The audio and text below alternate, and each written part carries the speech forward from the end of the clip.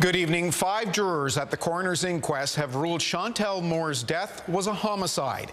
It comes after days of emotional testimony. As CTV's Laura Brown reports, the family is demanding change.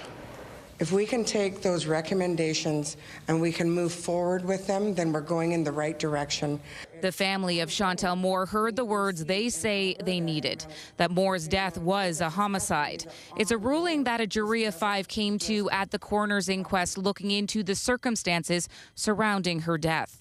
Nobody wants to imagine their child laying on the ground. Sorry. Nobody wants to visualize their child dying alone on their porch.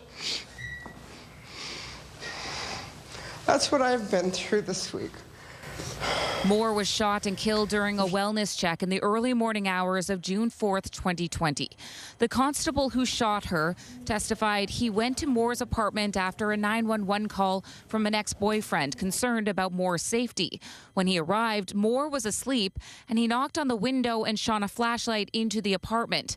Constable Jeremy's son testified that Moore came outside with a knife and moved toward him. He shot her 4 times.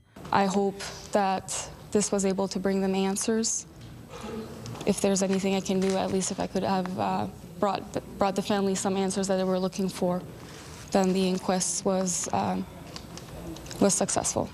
The jurors recommend officers receive more first aid and de-escalation training and be tested to ensure they comprehend those policies, and that police have more access to less lethal weapons like tasers, but also tools like beanbag rounds, something this use of force expert says all police bodies should consider.